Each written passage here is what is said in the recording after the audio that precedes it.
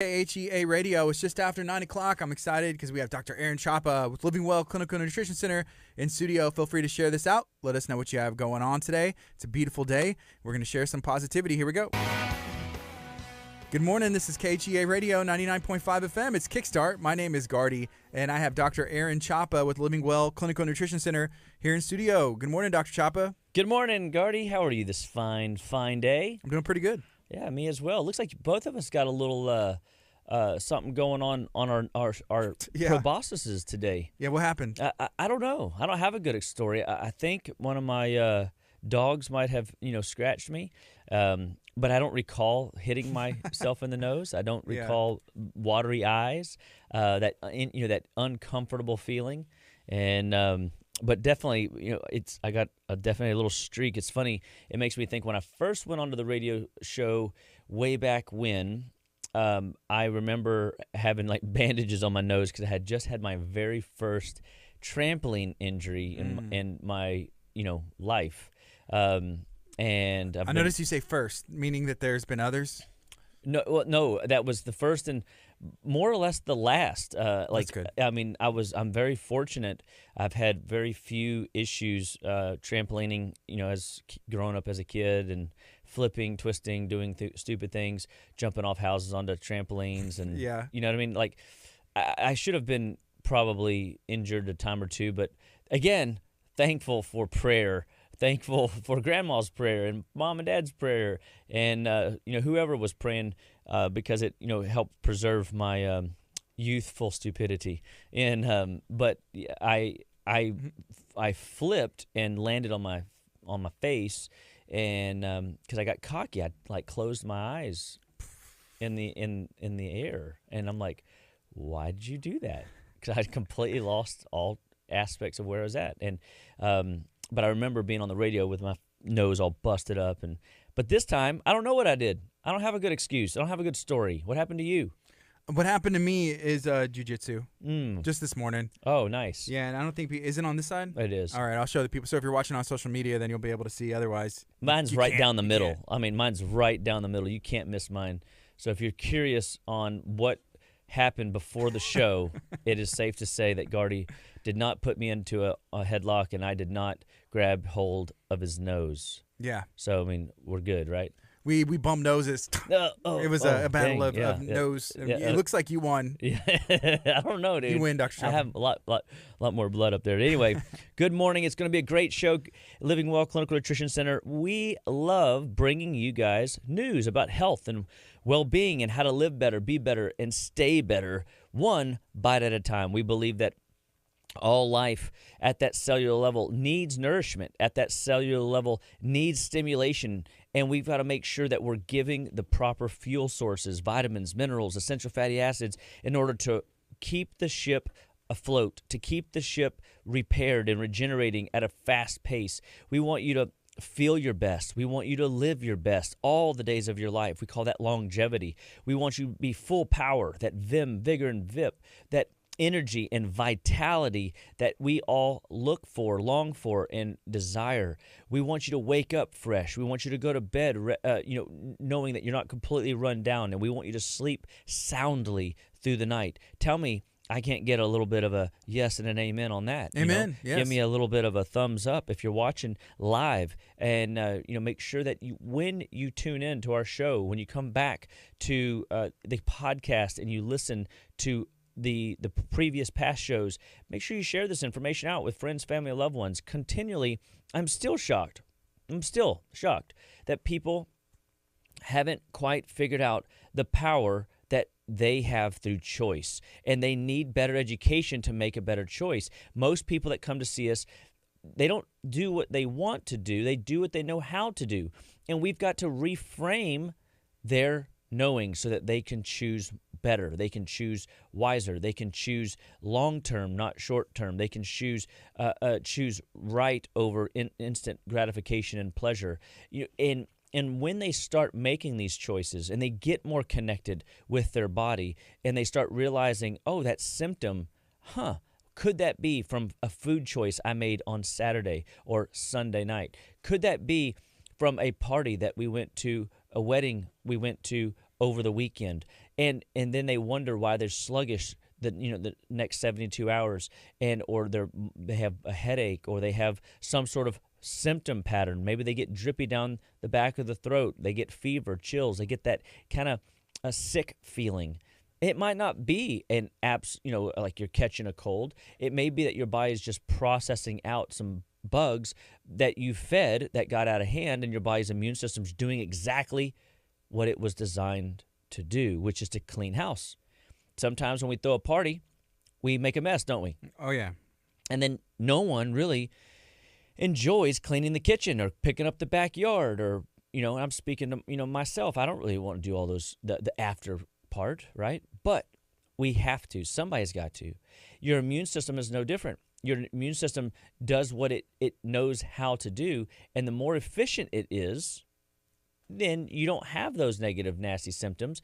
The less efficient it is, sometimes the bugs get out of hand and you start getting symptoms like drippy down the back of the throat. You start getting a rash, you get a little fever, you get a little earache, you get a little eye booger, you get some sort of drainage out your nose. Those are signs and symptoms that your body is is out of balance and out of sorts, and we've got to get you back in check.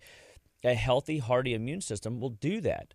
And so we always look to infection as a culprit, a sneaky, sly critter that is lurking in the shadows, opportunistically waiting to bust you in the chops, or you and I bust us in the our nose. proboscis. Mm-hmm. You ever heard of that? I had an English professor come in and say, all right, every one of you has a proboscis.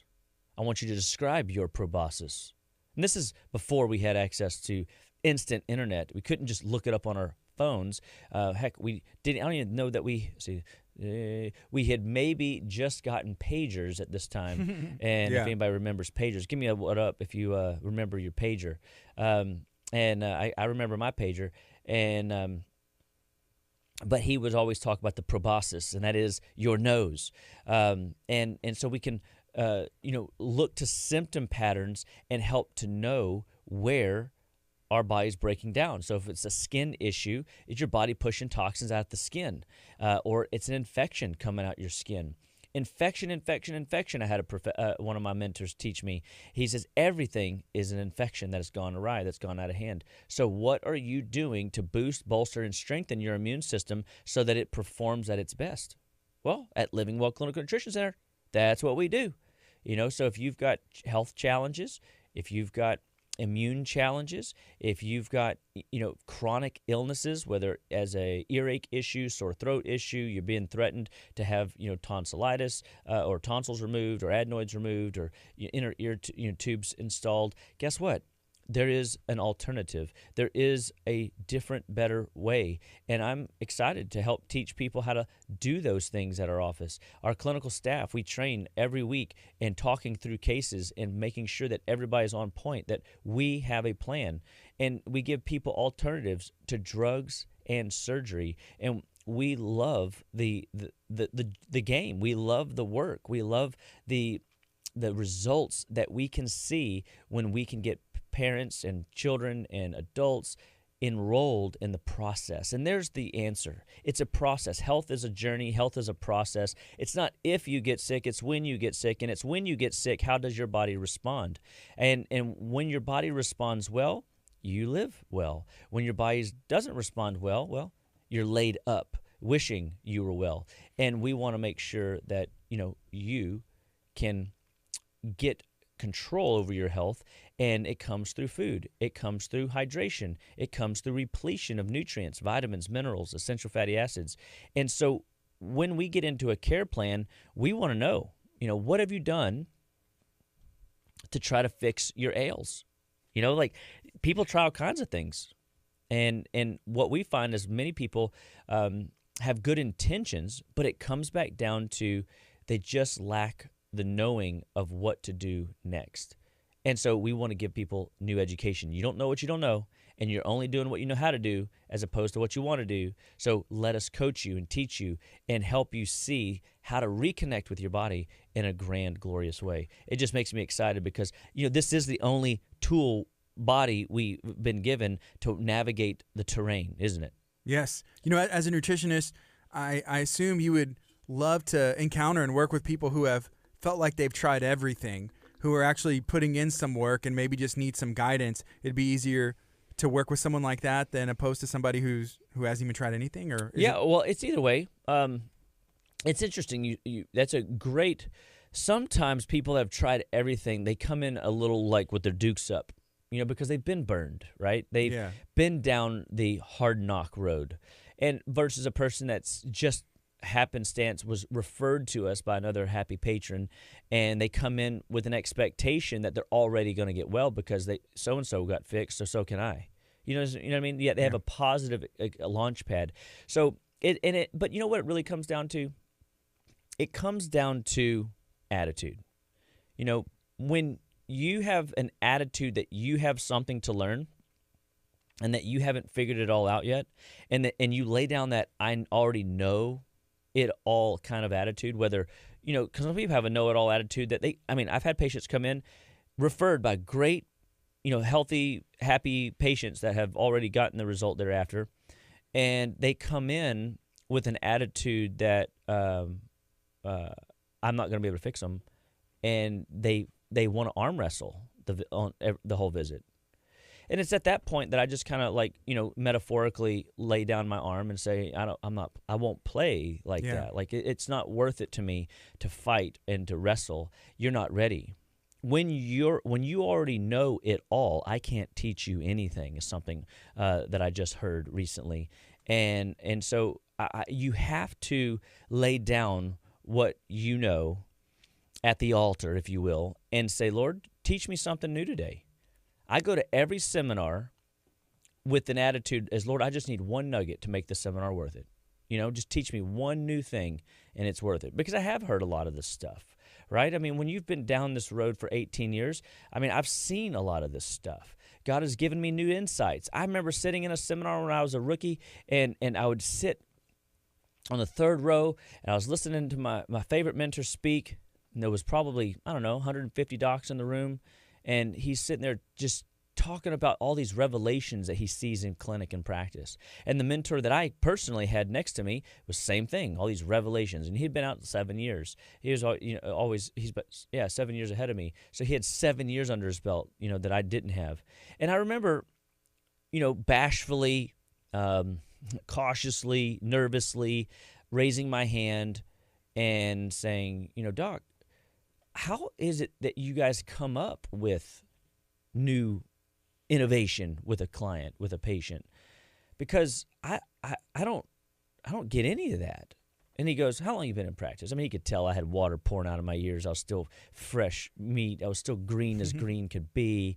And I said, barely a year, And he goes, and he used me as an example, not to make fun, but to make the point that there is something to time in the saddle. There is something to the hard knock of life, and he has had failures, and he has successes, and he has, extraordinary successes, and he's got, barely made it by successes, and he's got I've seen most darn near everything that he could ever walk in, and then yet still he shares a story of something he saw new last week in practice, and he'd been doing it 35 years at the time.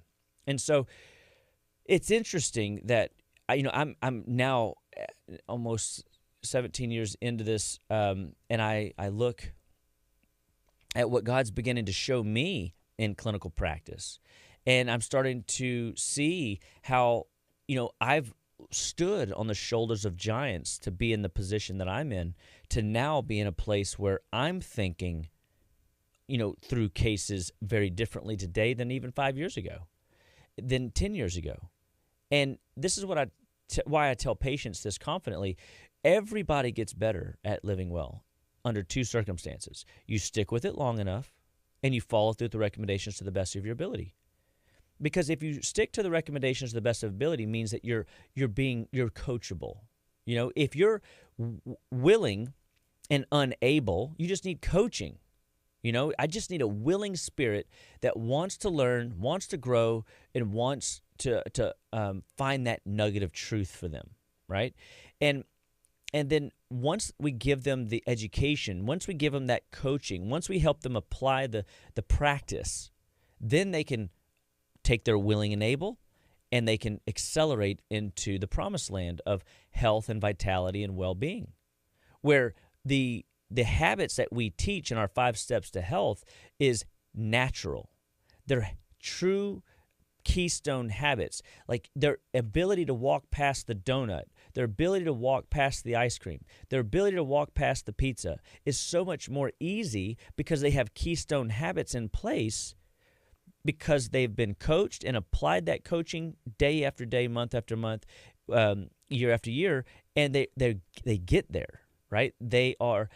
Are they perfect? No, they're not perfect. Do things still happen? Yes. Why? Because they're in a degenerating earth suit. But do they have a better tool, and do they have a better resource for when life kind of kicks them in the pants, or sweeps their legs out from under them, or comes in like a swooshing wind and knocks them off their rocker? Things happen.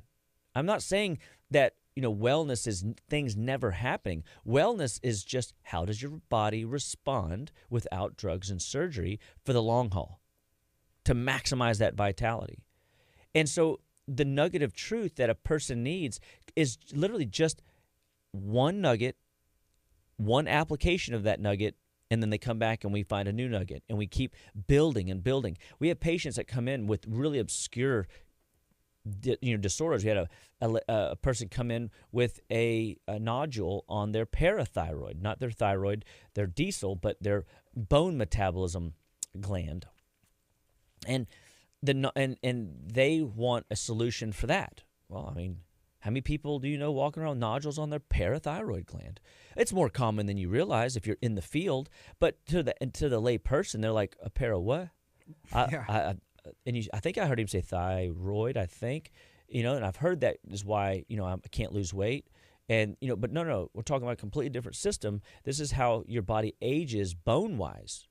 This is osteoporosis. This is osteopenia. This is bone degeneration. And how your body manages calcium, magnesium, and phosphorus. This is how your body mineralizes and remineralizes teeth and restructures, bones that we tear down. And as our body elongates, as we grow and mature as young people into young adults, into middle adults, into the elderly adults, as we go through the process, do we do it well? So it's just like what I've talked about with sleep. To shut down this body into a deep sleep state of an unconscious state or a subconscious state is a lot of nutrition to put the body into that space. And we just assume, it just happens. And that's why people have a hard time. They literally sit up for an hour unwinding when they could take some Nevaton. They could take some mood juice. They could take some calcium magnesium powder. They could take some calcium lactate. They could do something in order to calm their body down to get that unwinding process to go faster, so that they can get into bed sooner and get into that deep sleep state for restoration and recovery more efficiently, so that they wake up feeling like $1,000,000 the next day. Well, don't you want that for the long haul in your bones? Don't you want your bone health to survive your longevity? I don't want to be walking down the road at 85 and God gave me 125 years on the planet and my femur give out because I didn't do the proper upkeep in my 50s, in my 30s. There's things that we do have to do, and I think that's the education. We just kind of chalk it up to, the body will take care of it. We just take it for granted right up until it lets us, somebody said that you're invincible right up until you realize you're not. Right? Your bones are unbreakable right up until you realize they break. They break, snap. Yeah. And that's I don't like it, Yeah. But who does? That's called aging, and we have to work through that process. And so we've got, what do we do with nodules anywhere in the body? Nodules can show up anywhere. They don't just have to show up on one gland. And so we don't treat conditions. We don't diagnose disease. We're the weed killers at Living Well Clinical Nutrition Center. I like that. That's a new one. I've never said that before. The weed killers? We're the weed killers. I like You know, it. we pluck weeds out of the garden so that they don't turn into something more. We get the weeds out that disrupt the soil nutrient base that grows healthy organs so that you don't have grub worms at the soil level, parasites, and exorbitant amounts of fungi and molds and things that are taking root in your system that are depleting your body of B vitamins and essential fatty acids and your key elemental nutrients and vitamins, minerals. You know, if you don't have key vitamins, minerals, and essential fatty acids in place, then the body can't recover. The adrenal glands can't de-stress you. They can't assist you. Your brain power won't be robust and abundant. And we have people walking around aimlessly, not a clue that what they're drinking right now in hand, what they're eating every day, day in and day out, is having a as negative impact on them as somebody going, oh, look at that person over there smoking cigarettes and drinking alcohol. You know, we're quick to judge what we think is the poison, and we forget that we've got poison we give our kids voluntarily and don't even think twice about it because we lack the education. We lack the knowledge base. That's why we've got to retrain people what the 4 deadly food additives are. We got to retrain people what the 4 food allergens are. I had a patient come in yesterday, baby fully breastfed, and baby's been constipated. They've been to several pediatricians. They can't figure it out. And this is the answer, Gardy. This is the answer. And this drives me crazy. You know what drives me crazy? What? Is what I'm about to say. Mm-hmm. Oh, that's normal for you. That's normal for your baby to not poop every day. What? Are you mental? Like, what's wrong with you? And I'm not being ugly. Like, you got to think better than that. That's just like a faith preacher saying, "Oh, you got to take that by faith." Well, that just means they don't know how to defend whatever their topic they're defending because they haven't researched it deep enough. So if I am at a spot where you just got to trust me on that, walk away. You need to challenge somebody that says that. That's just normal for you. It's normal to not poop every day? No. You eat, you assimilate, and you excrete. And you excrete daily because the body never stops working. You know, if this room was completely cleaned last night, okay? And it wasn't. I just want to clarify, okay. it was it's okay. not. Sorry. We're just going to give, benefit and credit that it was. All right. And let's say the trash was emptied. And let's say that there's no radio today and no one comes in this room today. Tomorrow, when we come into the studio, the trash would still be empty. Yeah, that's right. Why? Because no work was done. Does that make sense? Mm-hmm. The minute work is done, the body generates waste. Does that make sense? Yeah. The minute we do stuff in this room, paper gets thrown in there, our cans of whatever get thrown in there, our toothpicks get thrown in there, our napkins, our forks, our whatever gets thrown in there. Trash is generated. And so where there is work done, trash is generated. When does your body ever stop working? Whenever you die one day. One day down the road, hopefully. Not today. Right? Praise the Lord. So if this little guy was, his body's growing and developing, which neurologically they have proven that infants grow astronomically, right? I mean, they go from like a foot, some size of your hand to your forearm, into these vessels, and they get bigger and longer, and there's work being done constantly. So waste is always generated. It's just like somebody that's fasting that comes in and says, "Well, it's okay, I'm not pooping every day because I'm fasting." No, that's not how it works. Work is being done, therefore waste is being generated, therefore excretion must take place. You sweat it out, pee it out, poop it out, breathe it out. And that's good news because you don't want to store toxins in the tissues. And so I had to kindly, re-educate. Hey, listen, I don't want you to take offense to this, but if the baby's 100% breastfed, and the body is a chemistry project, the problem is in the food, and therefore the problem was upstream in what mom was eating. So we had to change mom's diet. We had to give her some new ideas. We had to re-educate her to the 4 deadly food additives. We had to re-educate her to the 4 most common food allergens. And guess what? We're going to see a miraculous change. You're going to see colic go away. You're going to see growth and development transpire in a better way. You're going to see no rashes, no colds, no earaches, no throat issues, because we're going to make a change. Now, you could change the game and put the poisons back in and get the result of negativity, but you don't have to. It comes down to the fundamentals of it's your life, it's your health, it's your choice. It's your choice. And that's what we help people understand, is that you need new education in order to make better choices with that new education in order to get a different result. We don't want to follow that old mantra of insanity. What is that? You know the formula. Doing the same thing over and over and expecting what, Gardy? A different result. Why would people do that? Yeah. And that kind of leads, this is a question, and it's from Renee. She said, this is off subject, but I had a stroke recently. What would you recommend to keep this from happening again? Is there something that you can do? Absolutely. Okay. Strokes are obviously, hopefully, if you're typing and participating in our live show today, hey, I'm so thankful for doing that. That you had a minimal stroke. You had, sounds like full recovery, hopefully, to some degree. Probably a few limitations here and there that you probably are very aware of, but to the naked eye or us that don't know you well, you're probably in a better space. But mobility. The worst thing we could ever do for a stroke patient is to restrict their mobility, their movement. And a lot of times we put them in a hospital room, hospital bed, and we just leave them there.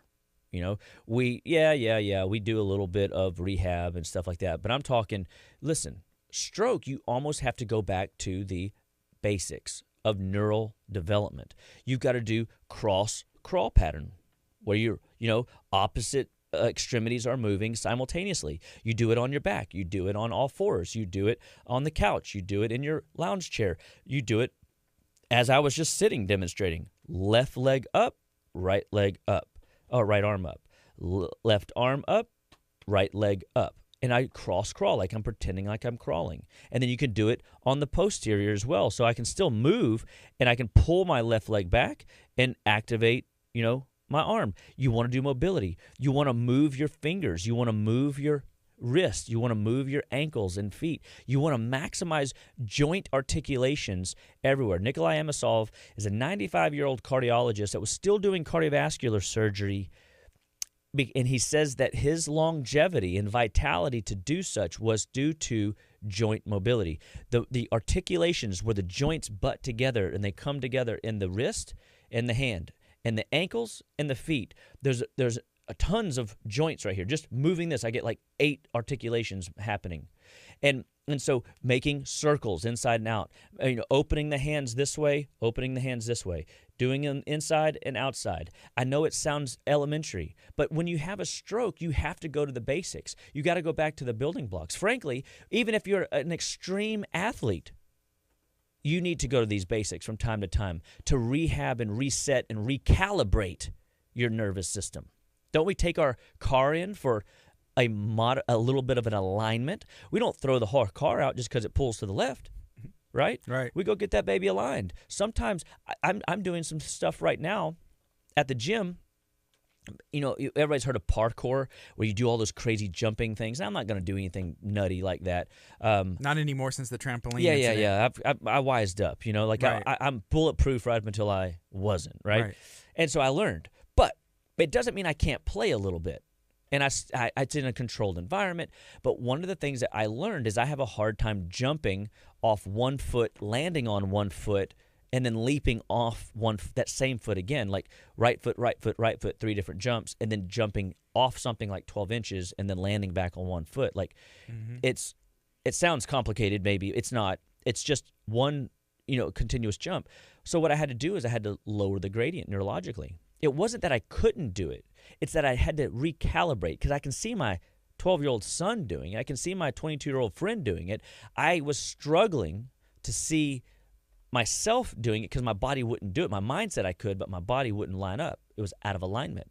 So I went to a 6-inch, and I would practice 1 foot off, 1 foot back up in reverse, 1 foot off, 1 foot back up in reverse. I would then do ankle mobility, left and inside, outside, making little joint mobility circles. And this would upregulate cerebellar activity on the same side that I was making the circles. That would do a crossover into the left cortex of my brain and make my brain light up.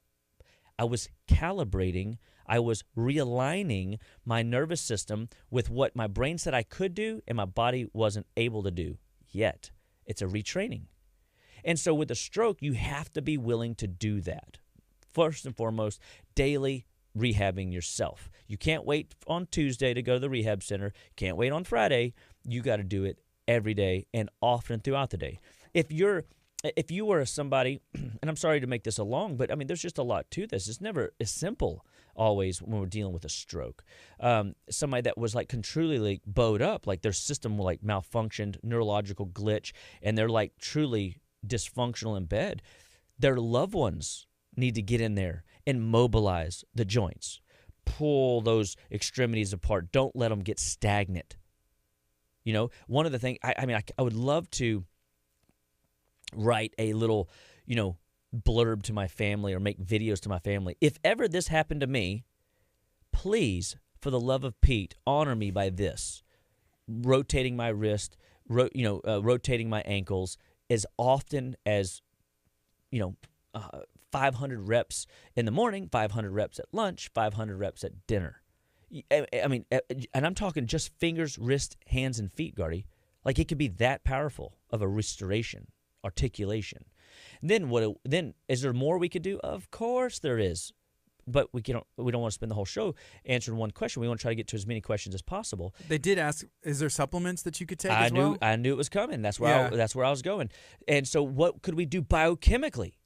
Biochemically, nutritionally, what could we do? Well, that's going to be we use pineal, pituitary, endocrine upregulation, brain activation. So we would use things, neurotransmitter support, dopamine, serotonin, acetylcholine. We would come in and upregulate your nervous system through the brain. We'd put ribonucleic acid in there. We would put a product I love called Neuroplex that's got blood-derived neurotrophic factors in it that stimulate development of tissue to be restored quickly. We would use fish oils. We would whether tuna omega, DHA. You always think DHA for the brain, and so we use a sardine-based DHA product, very rich in omega 3s and 9s. We would de-inflame the brain as much as possible. We would also put in anti-inflammatory vitamins like vitamin C. Now I would not use a ascorbic acid or a bioflavonoid only vitamin C. It would be a food grade vitamin C. Food grade? What is that? Well, most people, and I would say more than 98% of the marketed vitamin C on the shelf today is ascorbic acid or bioflavonoid. It's just a factor. It's a piece. It's a little snippet of what God intended for you to have, and we would use a full complex C that is from food, alfalfa and rutin and different citrus rinds and things like that. We have these things ground up already so that your body can access these food grade C's that give you the full complex, the vitamins P, K, J, tyrosinase, cofactors, bioflavonoids, ascorbic acid, the whole works. Everything God intended for you in a package. Here it is. Right? And we would come in with make sure that the vitamin D levels are stable and balanced so that your immunity in your brain is constantly cleaning up any short-circuiting from the inflammatory process that caused the stroke in the first place. We want to make sure that scar tissue that was there or after the stroke is able to be cleaned up more effectively. So we would come in with those what we call a sequential immune upregulation protocol, where we would actually feed your body. Now I know you're like, okay, I lost. I don't know where to go from here. That's why we coach you. You can't expect to know everything, but we would build something that you could manage and that you could tolerate and help you navigate the next healthy, logical step. We would help you pull out inflammatory foods. We would help you know how much water you needed to consume. We would make sure and ensure that your body's basic excretion functions are in check so that you're not circulating around toxins in your body and allowing infections to take root and to take over. That is what we're after, is to clean up the system. Feed the system. Stimulate the system. Does that make sense? So we clean, we feed, we stimulate. There's your answer. The long haul back around the turn is we clean, we feed, and we stimulate the system. And then your road to recovery with a stroke is way better. It's on the way upward, goodward, and Godward, and that's exciting. So I didn't know if there's any more. Is that it? No, my mic turned off. Yeah, that was it. That was the follow. The follow-up was with the supplements. So. You know, and I get really excited is the opportunity to go into patient care. I mean, I hope that when somebody asks me a question and I give them a little bit more than they asked for, it's just because I just want the better a person understands what is going on in their body. They have an opportunity at that point to appreciate there is a layer of complexity that calls for coaching. I would not expect to be a good athlete if I didn't have a good coach. I wouldn't expect to be good at what I've accomplished in my career without good coaches and mentors. And still today, have people that are pouring into my life. And still have, people that I trust that teach me how to evolve in practice and evolve my business mind and evolve my thinking, right? Better thinking creates better thinking. But the only way you get better thinking as a better result is to put new knowledge in from people that, God has put across your path, laborers and co-laborers that you have prayed for and have trusted to allow to speak into your life. I'm not going to let anybody speak into my life. I'm not going to cast pearls before swine. Mm-hmm. And you can always test the spirits. You can drop a nugget on somebody and see how they take it. If they kick it into the sewer, guess what? Don't give them another nugget. I think, same thing with you. If someone's not going to do or respect, what you say or your time, or, why would you keep trying to give them that information if it's not going to do any good? Yeah, right? And that's true. And we've had discussions around our square table. When do you let a patient go? When is, or do you, right? Yeah. I firmly believe in the try process. I have so many stories and so many experiences and so many good, healthy results from cases that have been everywhere, like you mentioned earlier in the show, and have not gotten the result they were after. And I got a result because I was willing to try. I was willing to do what nobody else was willing to do. I was willing to step outside my comfort zone and risk. Those who risk big, win big. And you go, well, these are people's lives. No. You got to understand. My risking, I'm feeding people. Heaven forbid. My favorite story is I had an oncologist tell one of my patients they couldn't take one of my supplements because it had mushrooms in it, right? I'm like, okay, so do you have a sheet that they gave you with all the foods that they told you couldn't eat? And they go, no, they don't talk to me about food. I said, okay. They've never talked to you about food, but all of a sudden they're going to pick on one ingredient that has, we're going to throw the baby out the bathwater. This stuff's got, 1,000 nutrients in it, 200 phytonutrients and phytochemicals in it, and we're going to pick on one ingredient. I mean, come on. How about you pick up the phone, doc, and give me a call? Let's talk through how to be adjunctively caregivers for this person. Let's work together as a team. You see, I tell patients that are under cancer care or multiple sclerosis or some sort of autoimmune disorder, situation. I tell them, I would like to offer you knowledge to allow me to be a spokesman on your dream team. Because if I had, a disease in my body that I was unfamiliar with or uncomfortable with, even if I was comfortable with it and it was in my body, I would surround myself with a dream team. I would surround myself with people that are smarter than I, that could help me think through and bounce ideas. I had this one cancer patient come in, and I told him, because, I mean, he's just this engineer type. He's very smart, asks bunches of great questions. He's very, very, he researches. He's not just sitting on the sideline, just being told. And I remember telling him, because he had, some close confidants tell him, I don't know if you should be doing what Dr. Chapa's recommending, da-da-da-da-da. But when this guy would come, he would come and just talk it out. These are what these people are saying. It made sense listening to their perspective, but I wanted to give you a chance to speak because you've proven yourself to me to be a good, healthy sounding board, even if I choose not to use your knowledge, right? He values the sounding board. Like, you can't rationalize your own thinking in your own head. You've got to get it out on paper. You've got to get it out into a conversation, and you've got to allow different perspectives and different people's experiences to help you navigate that story. Because cancer's scary. Autoimmunity is scary. Multiple sclerosis is scary. Chronic fatigue is scary. Belly pain, colic, acid reflux, these things are painful and discomforting and unnecessary. And if you don't allow people to speak into the life, that's not good. And then if you just listen to one voice because society has pedestaled that person, and then we allow that person to completely deregulate any other knowledge base, be careful. That's not, remember the old saying, there's no I in team. How did you know that so fast? Because it's ingrained in you. Mm-hmm. But you've got to build a dream team that surrounds you. And he survived and beat cancer. He's doing fantastic. He looks great. His recovery's great. He's on his way upward, onward, goodward, and Godward.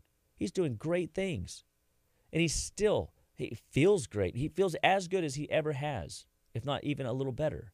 And we were able to adjunctively work alongside, even though the docs told him, don't do what that guy's telling you to do.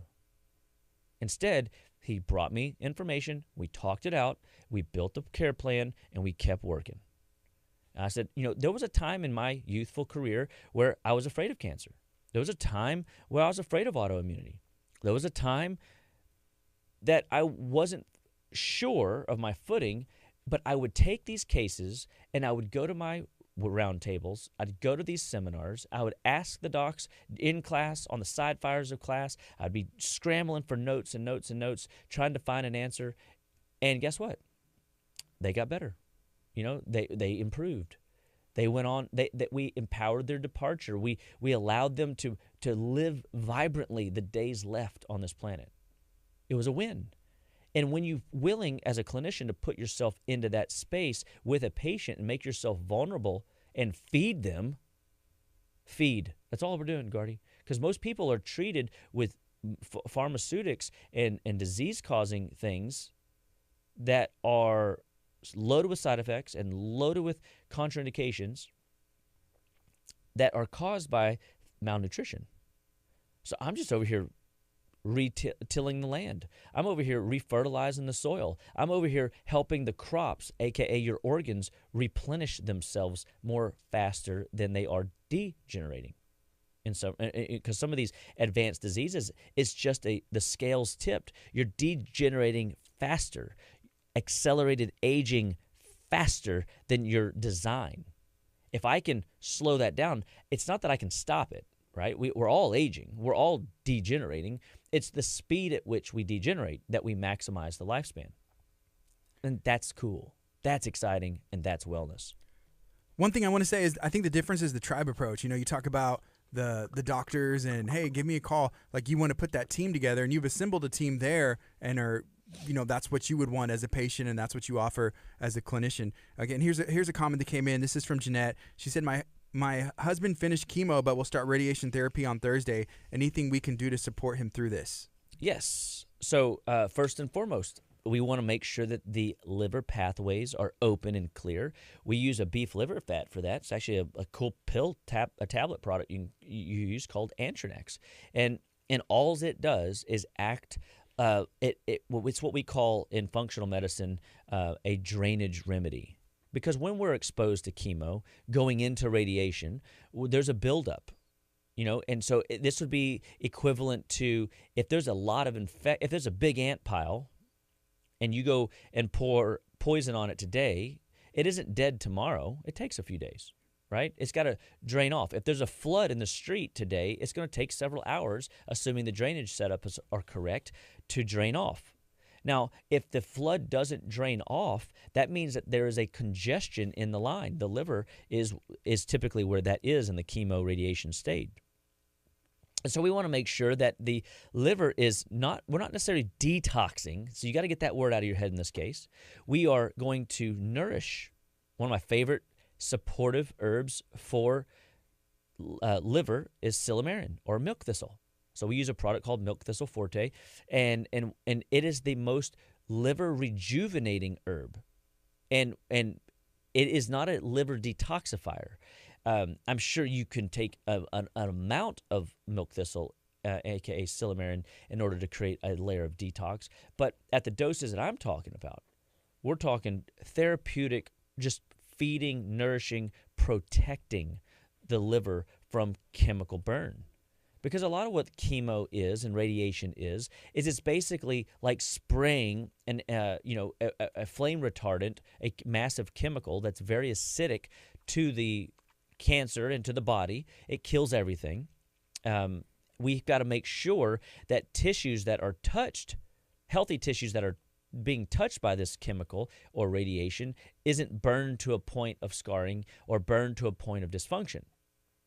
And so we want to make sure that the liver is hardy. I would encourage, you come on in and let's build a protocol around how to manage the radiation that's coming and maximize the drainage that is necessary post-chemo. I'm not going to prevent the body from getting what it needs from the chemo or from the radiation. Listen, if I had a tool in my office that could truly counteract chemo and radiation, think about that. I would have something more powerful than chemo and radiation? Come on. I would have more power than drugs? Come on. I mean, I'm just a little old nutritionist over here, right? I mean, I'm talking food, guys. There's nothing in my arsenal that's going to be contraindicated when I build it appropriately that's going to help your liver be refed. It's like if you went to the gym this morning and you did a leg workout with me, and then we went and had our blood test done, and we measured high-sensitive C-reactive protein, which is a massive inflammation marker, typically cardiovascular marker, but it's really just an inflammatory fire marker, high-sensitive CRP. We would see our numbers tomorrow be above 10. Because we would have beat the tar out of our muscles so much in that hour that CRP would be running rampant, and the doctors would freak out and think that we need to go have a nuclear stress test today, enroll us in the hospital care plan today, not asking us any questions about what we ate or what we did or if there's anything we could have done to create that kind of injury. And the only reason I know, Gardy, is because I've done it. I was dumb. And I went and did a leg workout, and I went and had my blood done that same morning. I remember it was a Friday morning. I was so excited because I was on this experimental program over here, not thinking about my normal routine here. And the blood work came back, and I was like, oh, my gosh, what have I done? Yeah. I'm dying. You know what I mean? And then I go, wait a second. No, what did I do? And what can I, how do I get forward? I'm like, okay, hang on. Let's wait a week. Let's not do leg day. Let's actually take Sunday off. We'll do a light routine, and then we'll go in Monday morning and get her done again and see what it does. Literally a week later, my CRP went from 11 down to 0.38. Okay? It needs to be less than 1. It needs to be less than 0.7. 0.7. Is like really good. I was at 0.38. Does that make sense? Mm-hmm. Like in a week? That's impossible. Well, I wasn't inflamed to begin with. I just inflamed myself that day. So if we were to look at these numbers, we would see that these numbers, in this case, would be elevated because they just went through a major trauma, chemo. Mm-hmm. They're about to go through another major trauma, radiation. How do we support that? We want to get inside and be co-partnering team players, dream team members on the care plan and help build a program that allows the chemo and radiation to do their job most effectively and be making sure that we're rebuilding and repairing and recovering the tissues that need to be restored as fast as possible. Isn't that good news? It is good news. And that is how it should be played. This idea that we only do chemo, we only do radiation, that's old news, man. If you're still playing in that game, you're selling yourself short on the possibilities of doing supportive care. Because even going through the therapy care, the treatment care, the focused care that they're applying, we can come alongside and serve greatly, adjunctively, and powerfully to maximize what they're doing. Does that make sense? It does. Perfect sense. And so I try to encourage people to see from that angle, right? And so we would come in and make sure that the bowels are moving, the lungs are clear, the lymphatics are open, the liver's working, and we would help build a program. We would use, plants and herbs and foods that are nourishing to the tissues, not detoxifying, but strengthening and protective. It's a great segue into having a healthy, strong immune system, because you would carry that same my mentality into post-chemo radiation care. You know what I mean? Mm-hmm. Because if you think about chemo and radiation as floodwaters coming up, you want to make sure that post-therapy, you've got healthy drainage in place, that you have healthy elimination of all that excess that you don't need anymore, circulating around, poisoning your tissues.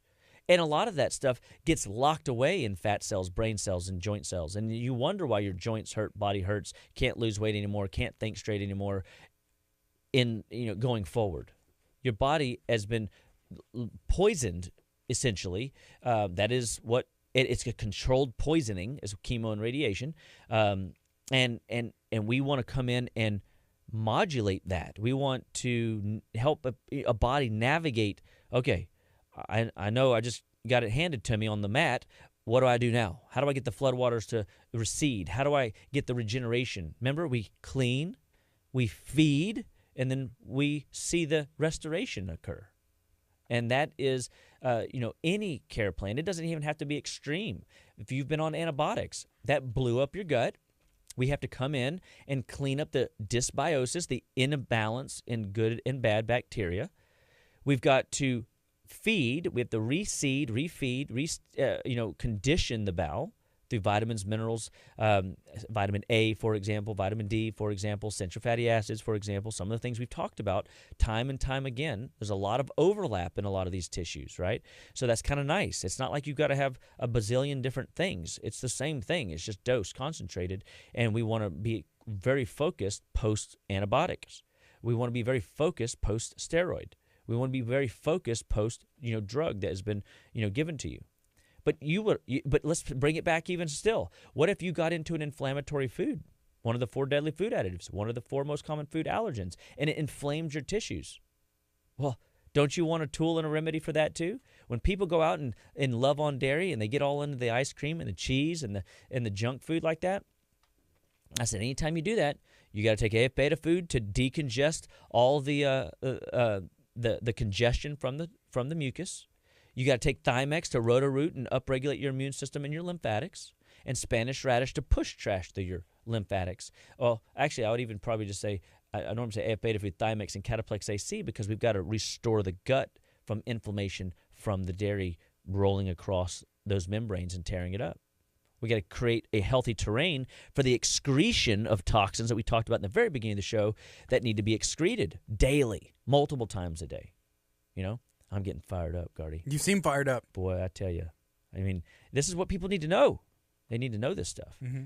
And I want to, bring an excitement to health. I want to bring a vim, vigor, and vip to knowledge is power, and their ability to make these decisions for themselves. Your life, your health, your choice. One quick question, reminder, what are the 4 most deadly food additives or food? Yeah, wheat, dairy, corn, and soy. Avoid those and you'll be doing a big service to your body. Yeah, those are the food allergens. And then MSG, monosodium glutamate, high fructose corn syrup. Oof. Got to make sure that one's gone. Partially hydrogenated oils and artificial sugars are your 4 deadly food additives. So, yeah, it's great. And, I continually am reminded that people need more and more the education, the reminders, the daily inputs so that they can continue to learn and grow. That's why we have our podcast. That's why we want you to go back and listen to the show. That's why we want you to share this with your friends, family, loved ones. Gardy, would you kindly tell our listeners how they can subscribe and share this great content? Yeah, so you can go back and listen to this episode and probably about 100+ other ones that are on Apple Podcasts, and they're also on Spotify. You can subscribe and you'll be notified every time one comes up. So even if you miss the video, you miss it on the radio, then you'll be able to go back and listen. So you can search Living Well Clinical Nutrition Center. You can search Dr. Chapa, search Just Live Well. You can you can search a lot of different things and it'll pop up, but you'll see Dr. Chapa's logo. They're located in League City. I suggest that you stop by, go check out what they have, and it will add some benefit to your life. I guarantee it. All right. Well, man, I know we're at the end of our hour. We're at the end of our time together. But at Living Well Clinical Nutrition Center, be reminded, we always have updated classes every month. We have a class on mental health. We have our MacroFix class on brain chemistry support through healthy fats. We encourage you to tune into those shows, either through Zoom or live in-house. We encourage you to come and experience what we're doing with our MacroFix and teaching you how to eat these foods that you're not familiar with and how to see how easy it is to get the healthy fat ratios right so that your brain chemistry and inflammatory response places are in check and that your body performs better. At the mental health class, we're going to be sharing how your brain breaks down under emotional stresses and what you can do to restore that. And we'll have those, updated in the time slots below. And we just want to make sure that you have access to those, programs that we do. We're always doing outreach at Living Well. We always are educating people in-house, one-to-many, on the show, radio here at KHEA. And we are just excited that we have a voice and we are making sure that we are maximizing that voice. We know that too much is given, much is required. Too much is given, much is asked. And God has given me a lot. He's given me an abundance of knowledge and resource to share with my listeners, to people that do trust Gardy, the tribe at Living Well Clinical Nutrition Center. I'm proud of the clinical team that the Lord has put together and is building through our office. I'm proud of the staff that serves the patients day in and day out. Couldn't do it without them. And it's amazing. The families, we built this practice with family first, that we built this practice that takes care of its people. And we want people to live well, be well, and stay well, day in, day out, forever and ever, all the days of their life. Can I say it any different? Gardy, I don't know. I just don't know. And I just get excited, and I want you all to grab hold of it, and I want you to leverage it, and I want you to come back to it. Even if you fell off, even if you feel, shame, even if you feel guilt because you think you're going to get chastised for making bad choices. Come on, man. We're human. That's why we came into the world, making bad choices. You know what I mean? And we just want new nuggets of information. Let's not be the swine. Let's take the pearls. Let's wear them with pride. Let's be thankful that God gave them to us, and let's leverage them for our benefit and pass them down. Teach the youth. Teach our offspring how to live better, be better, stay better. They want to learn. They want to learn. They need to learn this stuff because their health depends on it. And they are only going to do what you're willing to show them. The people never do what they want to do. They just do what they know how to. So let's teach them a better way and so they can get a better result. And so with that, I just say farewell and till next time. This is KHEA Radio 99.5 FM.